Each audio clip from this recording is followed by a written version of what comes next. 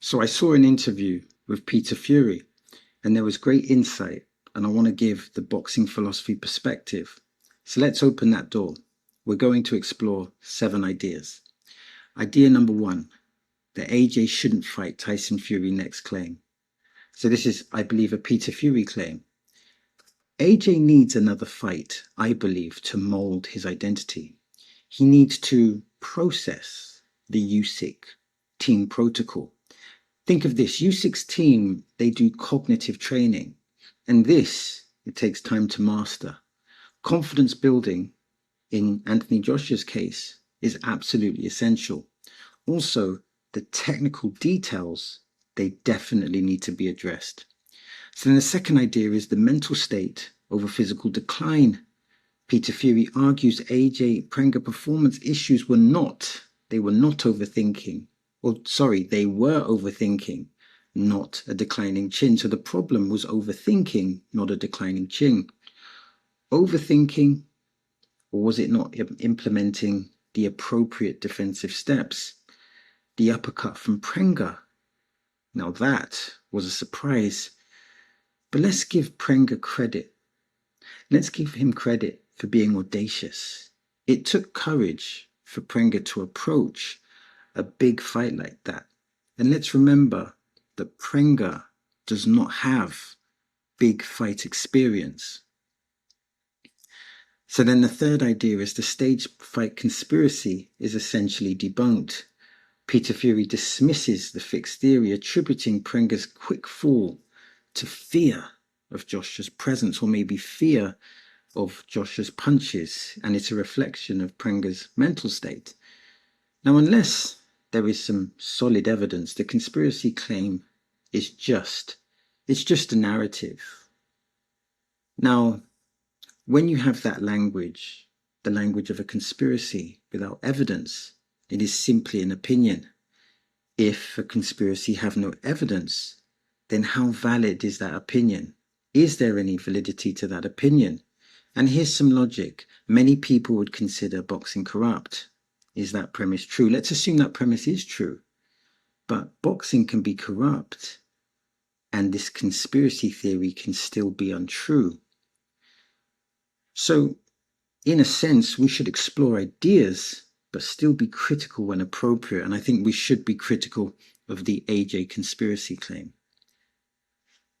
Idea number 4, the controversial corner advice is validated because Peter Fury admits the criticized corner, they worked to motivate AJ. So it wasn't about tactical intuition, it was about motivation.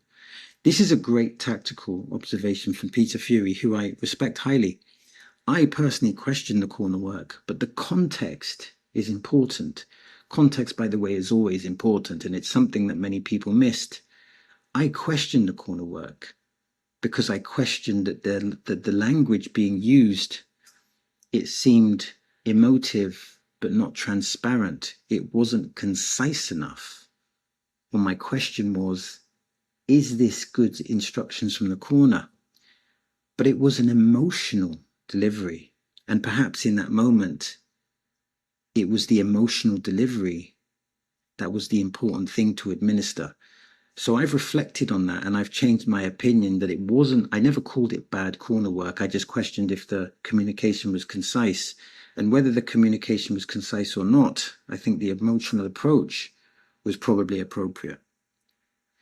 An idea number 5 is that what needs to be fixed before the super fight. Fury explicitly recommends one more fight for AJ before the major bout.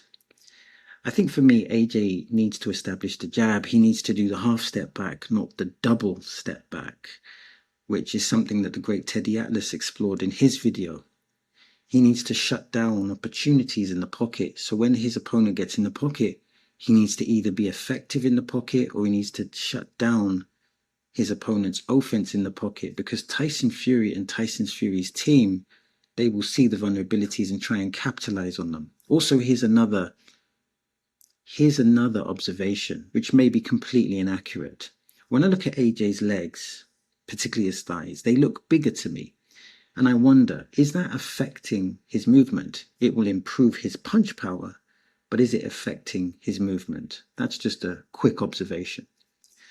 And then the sixth idea that's explored is James Dean Fury's debut, which is someone that Peter Fury is looking after. And again, this is part of the Fury family. And again, what Peter Fury states here is that it's humility over clout. And I think there's an important thing to remember here is that humility is really important. However, in the context and the culture of boxing, boxing demands virality. The fans demand virality. The managers demand virality. And boxing can change people. But Peter Fury is a spiritual person. And I believe he will provide not only great technical analysis, great technical advice, he can provide media understanding, or I should say media training and overall understanding, seeing the bigger picture. Clout chasing, virality, it's superficial. It's part of the game. But perhaps there's a part where you can manage the virality, manage the attention, but not compromise your humility, your respect, because that's an important part of the game. Remember, it's the gentleman's sport. So big respect to Peter Fury for preaching that message, or for delivering that message. And the seventh and final message is the one more fight recommendation versus fan demand for AJ Fury. Now, if AJ has another fight, what happens? I think his chances increase. His chances of victory increase. Tyson Fury has more rounds. He has more momentum. So he has more distance control. He has better timing at this point. Let's make it clear. When we look at AJ and look at Tyson Fury, they both look vulnerable. But who has the edge? So they both look vulnerable, but who looks better and who looks worse? If I'm looking at it from a Tyson Fury perspective, I don't want AJ to have any more warm-up fights. I want AJ to step in the ring now, because I think Tyson Fury will look at that Prenga fight and he'll see a lot of things that he can exploit. And the more fights that AJ has, the more he'll be able to correct those technical mistakes.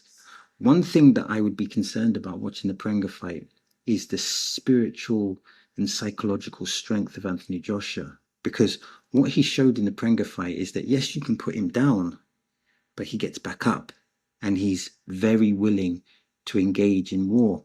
He hasn't lost his passion for the sport, his passion and his purpose.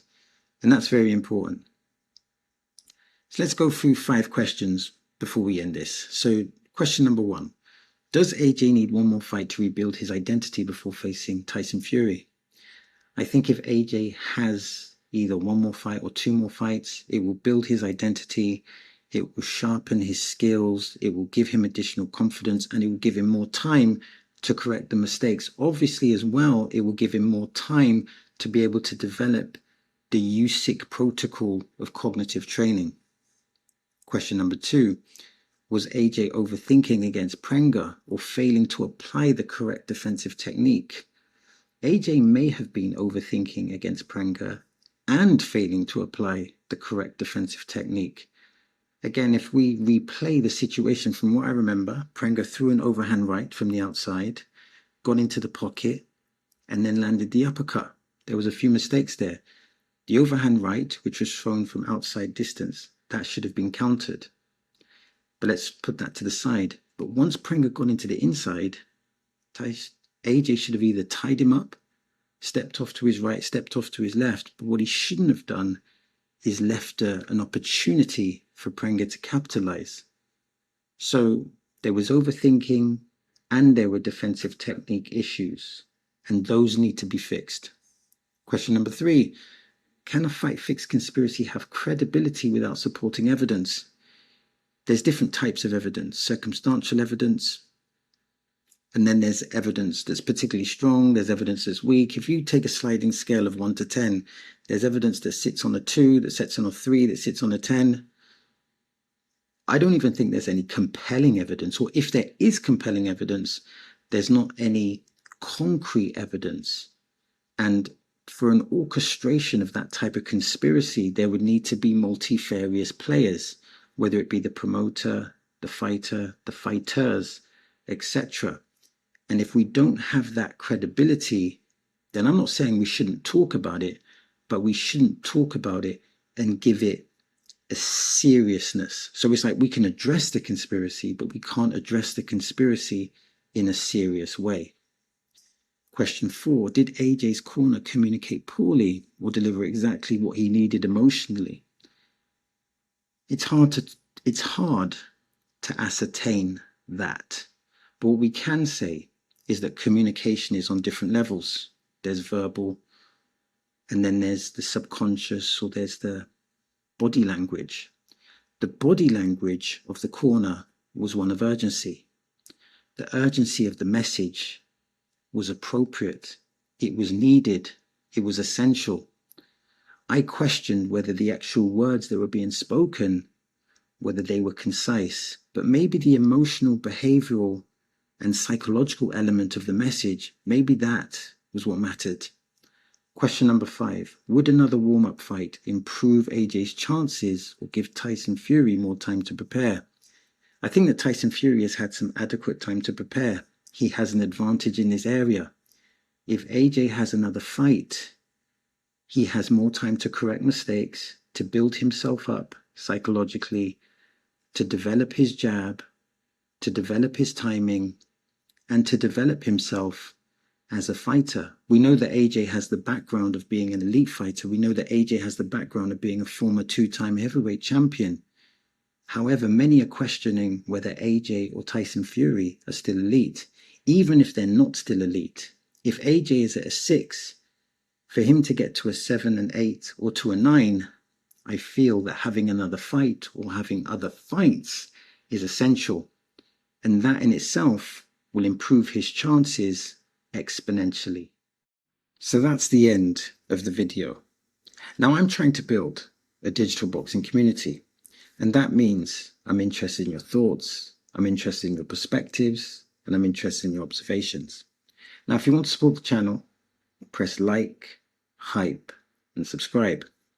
And if you want to watch more content like this, then simply click here or click here. As always, thanks for your time.